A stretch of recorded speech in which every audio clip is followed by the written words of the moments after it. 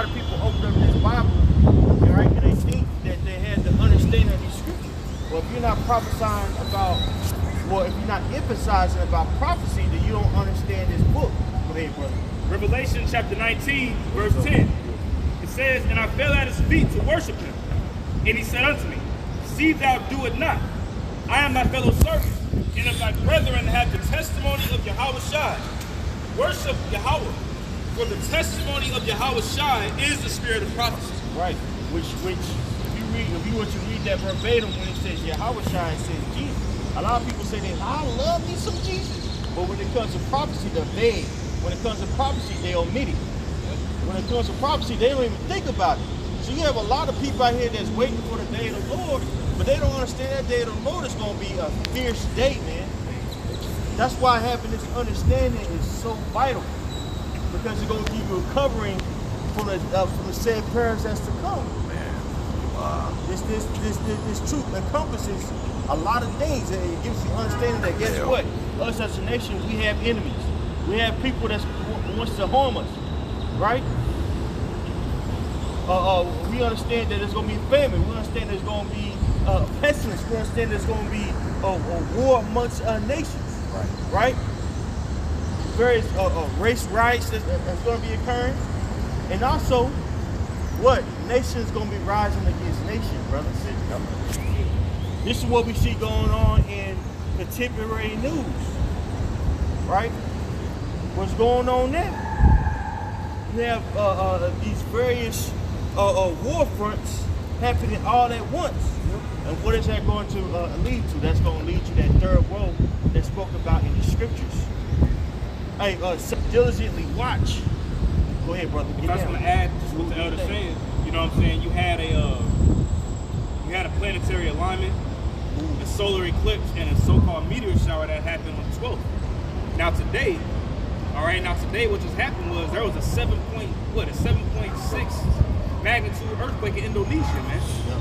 You know what I'm saying? It was a 7.6 magnitude earthquake in Indonesia, as well as Iran announced Thursday that they're joining BRICS. Iran announced that on Thursday, yesterday, that they're going to be they're in the process of joining the BRICS, man. Which is what? Huh? You said that was inevitable.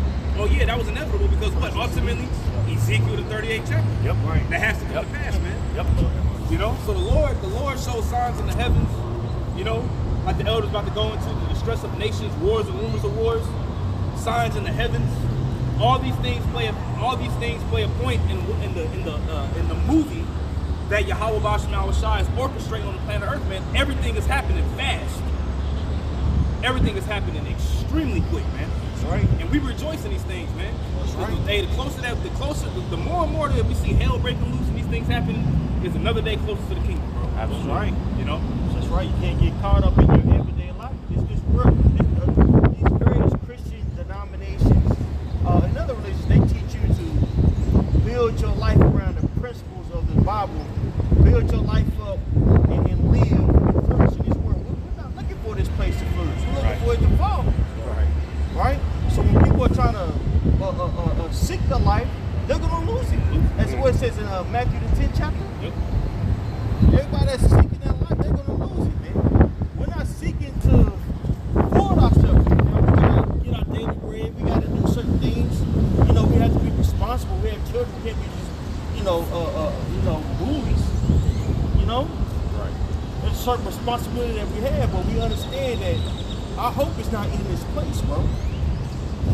Our hope is in what? Yahweh Shai returning, and that's when life flourishes. That's when we're able to truly live. Right? So when we see these things that's happening on the face of the earth, like the elder just said, bro, and we rejoice because we understand that true living is about to commence for the nation of Israel, man. Because right now we're not living, we're just surviving here. Not even existing. We have glimpses of what life could be. Right. Amongst brothers, with your family, with your children, and even with your gal sometimes. Jay, but even with your gal sometimes, you have glimpses of happiness, right? But true peace is not going to flourish on the face of the earth for the nation of Israel until Yahweh shall return. But in order for him to, you got something? No, finish quick. When you, the only way that's going to happen is the said things that we see occurring, magnified on the face of the earth. Wars, rumors of wars, pestilence, earthquakes, like the brothers went into. You know what I'm saying? Nation rising against nation. Political pacts being made. All these things have to happen, occur for the coming of Yahushua. Alright? So when we see these things, these are telltale signs. This is what we should be talking about. Yep. Hey, those are signs and threats. Yeah. At the same time, real quick. 2nd Ezra 16:11. The Lord shall threaten, and who shall not be utterly beaten to powder at his presence. So those signs are a sign for the hopefully elect, and also threats to 2/3 and so-called, but 2/3 in these heathen nations, including Edom, Esau, man. Because just as well as Esau kingdom going down, that run parallel with Jacob's trouble. So the Lord is threatened, man. You know, we come to give you this message, and he coming with straight judgment at the end of the day. Sorry, you need my bag? Hold on. Yeah, you got it. Go ahead. That's right. Go ahead with that second Ezra right there. This is start at 1, Mark Michelle. Okay. This is 2nd Ezra 9:1, and he answered. And he answered me and said, measure the time thou diligently within itself. Oh, wait. Just lay it When thou across it. seest part of the signs pass, which I have told thee before, then shalt thou understand that Like at the that? very same time, when the highest will begin to visit the world in which he made. That's right. He says, measure the time diligently in his truth. How do you measure the time? Well, it's going to give you understanding of what to look for. Yep. In the latter days. Go ahead, brother. This is verse 3. Therefore, when there shall be seen earthquakes and uproars of the people in the world, Right. Like the brother just went into. The priest, Tarsus went into. Like, we're having numerous earthquakes going on. Man, it ain't just been small ones either, man. Man. It ain't just been ripples. It's been some like some devastating, you know, earthquakes going on. You had the one strong in Venezuela and another one in Cuba, and one in Mexico, one in Japan. You know what I'm talking about? One in Indonesia, Colombia. Man. Yep. Right, and these are devastating earthquakes, man. Right. Millions of people, if not thousands, you know, in these various places are missing. man, yeah. Stuck on the rubble, man. Dehydrated. Man. You know what I'm saying? Suffocating to death. It's not a light thing, bro. You know, that's a telltale sign of the age that we're living in. We're living in the age of the latter days. Right. The Lord's going to start visiting this earth. And they're happening in diverse places. Like typically there's particular places where you see earthquakes happening, and it's kind of like, okay, they're known for earthquakes. But bro, these places where they've been happening, like, and they just in the 7 magnitudes right off the back, continuing. It's like back to back to back, especially with all the turmoil happening, and then the celestial bodies moving. Oh, come on, man. Yep. Like in Venezuela, they're not really equipped for. The infrastructure's not equipped for earthquakes of that magnitude. Really at all, they don't get earthquakes like that. So when it hit, it tore that place up, man, because infrastructure, you know, it wasn't made for that. You know what I'm saying? So like China and other different places that are, they have their buildings are actually built with shock absorbers. Yeah. All right, so when the tectonic plates shake, things like that, it's still able to keep the buildings stable. You made a beautiful point. A lot of these places, diverse places, aren't built like that. Just letting you know, this is just a sign, you know, as Yahweh Shah said, other things to look for. Right? Yep. And it's tearing these places up, man. You know what I'm saying? The Lord has his mind made up to see and cast judgment on the face of the earth. And judgment entails what? People getting killed, bro. You know? Yep. We have to take heed to that, dog. It's not a light thing, bro. You know? It's not a light thing. Go ahead, brother. 2nd Ezra 16.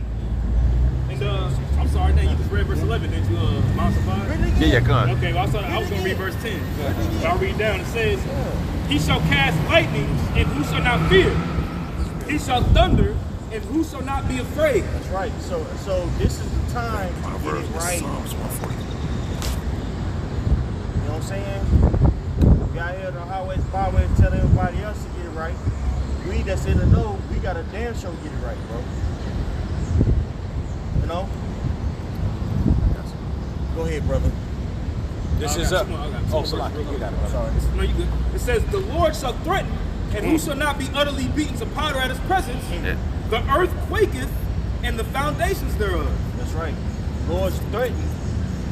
Who's not gonna? What does it say? Y'all read it What does it again. say? The Lord shall threaten, and who shall not be utterly beaten to powder at his presence? The Lord threatening who ain't gonna be beat down. But what he says is gonna happen. And we're giving you the scoop of what's about to happen. We're giving you that's prophecy to say before something happens. That's true prophecy, man. And they out here giving you fluff. And they out here saying, you know, the Lord's gonna bless you with the new car. And the Lord told me, you supposed to be singing. You can't even hold a goddamn note. Lying. You got to do something. I can see you with you. No, man. Go put it right there. Prophesying telling you that the Lord is coming to seeing bad times to this place, bro. Man. To the world, but chiefly to this place, Babylon the Great. Hey, the Lord getting ready. The Lord is already doing it. But Yahweh Bashim Al-Shai is getting ready to spiritually ground and pound this place, bro. Right. You know, in UFC, when somebody gets grounded and pounded, they like pretty much they pretty much through at that point. You know what I'm saying? Ain't gonna be no referee to say stop either. Yeah. He gonna turn around, he gonna get his back, get the he gonna have his head covered and slowly lose consciousness and he'll be bouncing off that goddamn ground, man. Seeing somebody get their life took by another man's bare hand. Man. That's what the Lord getting ready to do, man. You know, it says that he said that he gonna utterly beat the powder, bro. You know, you beat some of the powder. Like you beat it down to the finest material. That means like you got a stone and you just now Texas is powder. That was a good analogy. Because back in the day when they used to have herbs and stuff, even now, you got Issachar. They have it That mustard pedal. There's ground down. And that shows you that this place is going to be methodically taken down. This is what we see going on now, even with these wars. Okay? Man, you know, Maktesh, when you get that word Maktesh, it actually means mortar build. How the inhabitants of How the Maktesh. Maktesh. That's the whole goodie. Okay. Come on, man. Yeah. Pestle and mortal. Yep. Let's read some more of that because we're ready. We're ready to get to the script, to this prophecy. Oh, maybe we can back pick in up an Second article or Ezra. two. Yeah, go ahead. Okay, this is 2 Ezra 9 and start at 4. Then shall I well understand that the Most High spake of those things from the days that were before these, even from the beginning. For like as all things that is made in the world has a beginning and an end, and the end is made manifest. That's right. The end is made manifest. It's being made manifest, being shown forth. Right. When something is manifest, it's being shown. It's being made evident. This place is going down the toilet right before our eyes, man. And the huge calculus to that is war. All right. If I may add too, this chapter, you know, lines up. The priest beautifully brought out Matthew the 24th chapter. All right, because this has been a longing from the very beginning with our forefathers. A lot of historians like to call this the Mount Olivet Discourse, meaning that, you know, when Yahweh Shah sat on the Mount Olives, you know, and even you know, Esdras, you know, and many of our forefathers, they were all longing for the time that we're in right now. All right, so these same vision ain't for sure. The infamous image of Jesus, that's not the true depiction of the Lord. Right? Many people bow down to that image, man. Right? Actually, when I drive for a living, I pass by this one church, this Ethiopian church, and they have like the image of Mother Mary with so-called Jesus. Right? And you have these Cushites, they come like in the morning time and they're bowing down to it. They're worshiping that image, man. Wood and stone. Things that have no merit. but they believe that that's a God, right? That's another Christ, man, that's being set up. I got a precept for you. Go ahead, Doc. Wisdom of Solomon 14:15. For a father afflicted with untimely mourning, when he hath made an image of his child soon taken away, now honor him as a God, which was then a dead man, and delivered to those that were under him ceremonies and sacrifices. Right, which is Tammuz. I forgot about that. Worshiping of Tammuz, which has been that way has been amalgamated in Christianity. Okay, Egyptology, the whole Trinity doctrine, been amalgamated into Christianity. All right, so these people are believing all these wayward doctrines, and by the fruits you should know them. Because of this massive, idol worship, the world is in disarray. It talks about that Wisdom of Solomon, the 14th chapter. Okay? That happened with Cesare Borgia and Rodrigo Alexander VI. Alexander Rodrigo VI. Cesare Borgia, he died in war. And then what did they do? They ultimately deified him. Yep. So this image today is what you got is Jesus Christ. That actual goes back to an actual man by the name of Cesare Borgia. And that was, and then it goes back to Serapis Christus. Which was an anthropomorphic god that was worshipped in Egypt. Which anthropomorphic pretty much goes back into an animal, or like pretty much as an animal into a man. So Cesare Borgia, aka Serapis Christus, is nothing more than Apis the bull. Right. It's the same thing. Right. Yeah, that's all it is, man. That's why you see sometimes you may see in some ancient old photos, you'll see what it looks like as a halo, but it's also in represents. It also shows like how like a orange by its head. When it goes back to the bull, man. Right. Yep. And it goes back to Tammuz. It's all just recycled idols, man. That's all it is. Recycled deities.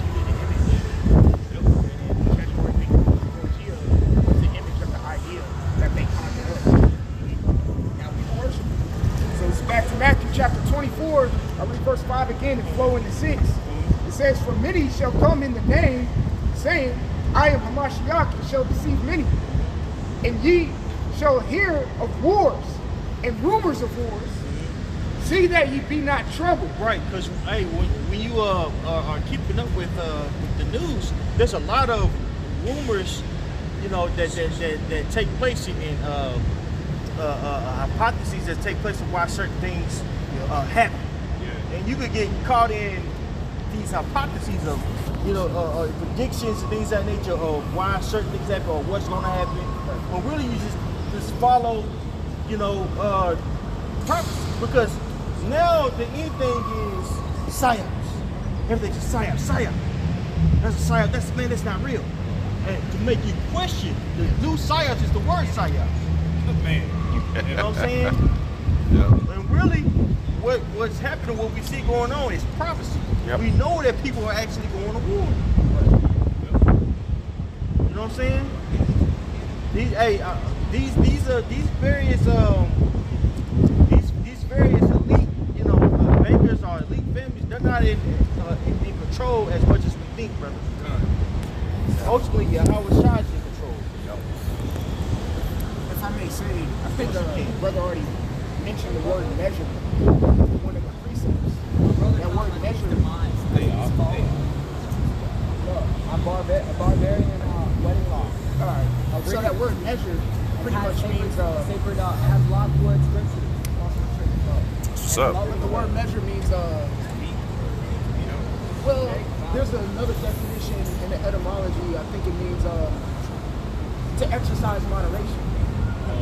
So when you go into the word, of course, exercise, you can say like practice. That makes sense. It's kind of like counting your calories. You're measuring out how many calories you have per day. So you're like, on a basic level. Yeah, I mean, no, that's a good example. When you're counting calories, you have to be very considerate of what you're putting in your body, especially if you're bulking or if you're cutting. Yeah. So when you're exercising that, you're actually putting that to work in action. And in moderation simply means self-constraint or self-restraint or relaxation. And that's what this is saying. It says, Matthew 24:6, ye shall hear of wars and rumors of wars, see that ye be not troubled. Like, relax. Just like you're saying with all the psyop, relax. I know Elder Yashawama has said like a few years back, talking about what is that information? Pretty much is like a massive amount of information that's so it's so watered, you know, mass is watered down. It doesn't have any substance to it, that people can get confused or choked up on that massive amount of information, not knowing what's real or not. Right? Yep. Now you got people that are bugged out saying this, that, and the third, and there's Iranians in our house right now. Yeah. It's like you bugged out now. For, you know, making of many books. That goes into a mass amount of intake of information